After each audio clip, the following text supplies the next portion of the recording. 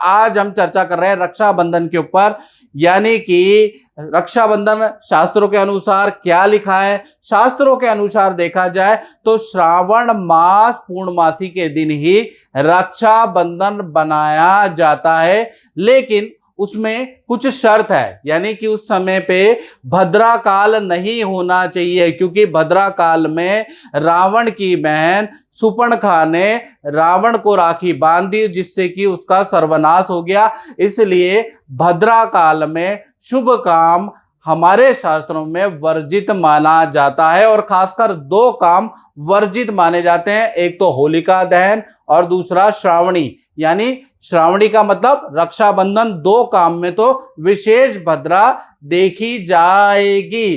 तो इस बार के कंफ्यूजन को दूर करने के लिए सबसे पहले देखते हैं कि इस बार का पंचांग क्या कह रहा है, क्योंकि हॉलीडे तो 30 तारीख की दे रखी है, यानी गवर्नमेंट जो छुट्टी है वो 30 तारीख की है। तो अब राखी कब बनाए और शास्त्रों के अनुसार राखी कब बनाए, तो इसके बारे में चर्चा कर लेते हैं। तो 30 अगस्त 2023 में अगर देखा जाए तो पूर्णमासी जो शुरू हो रही है वो सुबह 10:58 से शुरू हो रही है, और 31 अगस्त 2023 में यानी अगले दिन सुबह 7:05 तक पूर्णमासी रहेगी। यानी 30 की करीबन 11 बजे से शुरू होगी, और अगले दिन यानी 31 तारीख को 7 बजे तक या 7:05 तक देखा जाए तो पूर्णमासी रहने वाली है। चलिए, एक तो पूर्णमासी 30 तारीख को मिल रही है। वहीं पे भद्रा के बारे में बात करें तो भद्रा भी 30 अगस्त 2023 के अंदर सुबह 10:58 से शुरू हो रहा है, यानी भद्रा काल 10:58 से ही शुरू हो रहा है, और रात्रि के 9:01 तक भद्रा काल रहेगा, यानी रात्रि के 9 बजे तक भद्रा रहने वाली है।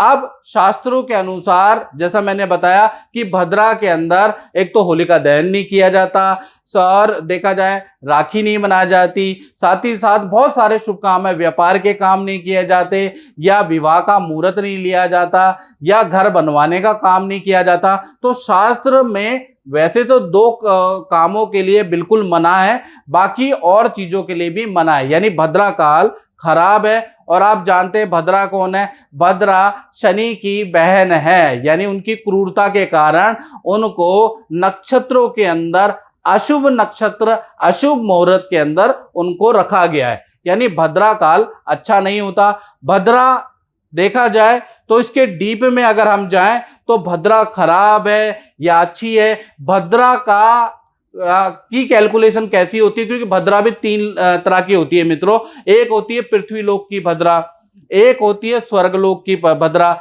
एक होती है पाताल लोक की भद्रा। तो इस बार कौन सी भद्रा पड़ रही है क्या पता। हम 30 तारीख को राखी मिलाने, इसके बारे में भी इस कार्यक्रम में आपसे डिटेल में चर्चा करते हैं। तो मित्रों, मैं आपको बताना चाहता हूं कि भद्रा को आप खुद से ही देख लीजिए।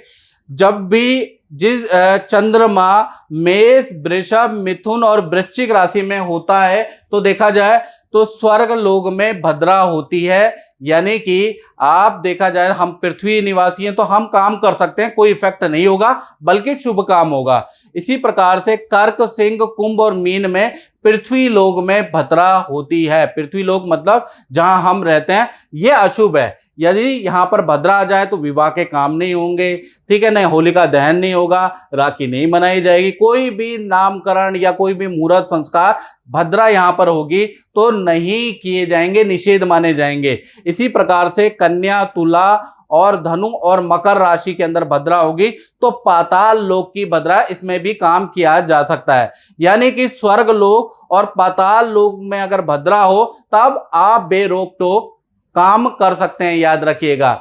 यदि पृथ्वी लोक जहां हम रह रहे हैं वहीं की भद्रा है, यानी चंद्रमा उस दिन कर्क, सिंह, कुंभ और मीन राशि में रहा तो भैया आपको छोड़ना पड़ेगा, विवाह का संस्कार छोड़ना पड़ेगा, नामकरण संस्कार छोड़ना पड़ेगा, गृह मुहूर्त प्रवेश छोड़ना पड़ेगा, प्लस आपको होलिका दहन छोड़ना पड़ेगा और रक्षाबंधन, क्योंकि उस समय पे रावण की बहन सुपर्णखा ने भी अपने भाई को राखी बांध दी थी और उनका पतन हो गया था, ये जानकार कहते हैं। इसलिए भद्रा काल का को देखना जरूरी है। इस बार देखा जाए तो 30 तारीख और 31 तारीख का पंचांग देख लेते हैं तो दोनों ही दिन अगर देखा जाए तो जो चंद्रमा है वो कुंभ राशि में विराजमान है, यानी चंद्रमा कुंभ राशि में रहने वाले हैं। और कुंभ राशि में जैसा मैंने कैलकुलेशन में बताया था कि कर्क, सिंह, कुंभ और मीन में पृथ्वी लोक की भद्रा होती है, यानी भद्रा पृथ्वी लोक की है। यानी आपको 30 अगस्त जब तक भद्रा रहेगी, भद्रा कब से है, 30 अगस्त को सुबह यानी 10:58 से रात्रि 9:01 तक आपको रक्षाबंधन छोड़ना पड़ेगा, ये शास्त्र बोलता है। यानी इस समय पे आप राखी येन केन प्रकारेण किसी भी मत से बांध नहीं सकते, याद रखिएगा। तो यानी कि राखी बांधने का, रक्षाबंधन मनाने का जो शुभ मुहूर्त है वो रात्रि के 9:02 से लेकर और देखा जाए तो सुबह 7 बजे तक आप जो है रक्षाबंधन का पर्व मना सकते हैं। और कुछ लोगों ने मुझे व्हाट्सएप पे और कॉल करके पूछा कि गुरुजी इस बार जो राखी रात में है, तो मैं उनको बताना चाहता हूं, जी हां, इस बार का रक्षाबंधन आप रात को भी मना सकते हैं, सुबह 7 बजे से पहले पहले भी मना सकते हैं। उस समय पे आपको रक्षाबंधन मनाना पड़ेगा। उस समय पे विशेष योग है उस दिन, यानी देखा जाए तो 31 तारीख को विशेष योग है, 30 की रात से लेकर 31 की सुबह पे। उस दिन देखा जाए तो सर्वार्थ सिद्धि योग एक्टिव है उस काल के अंदर, और वाशी योग एक्टिव है, यानी 2 शुभ मुहूर्त उस समय पे लग रहे हैं। तो भाई को ऐसी राखी बांधिए कि भाई का कल्याण हो जाए। और एक मंत्र का जाप उसमें जरूर करना चाहिए मित्रों। जब भी आप राखी बांधते हैं, आप भाई को कैसे भी कपड़े पहने हो कोई मैटर नहीं, ठीक है ना। और पहले तिलक भाई को लगा दीजिए, उसके बाद आप जानते ही हैं कि उनको राखी बांधते हैं, उनको मीठा खिलाते हैं। उस समय पे एक मंत्र जरूर बोलना चाहिए बहनों को, तो अगर बोल दें तो बहुत ही अच्छा रहेगा।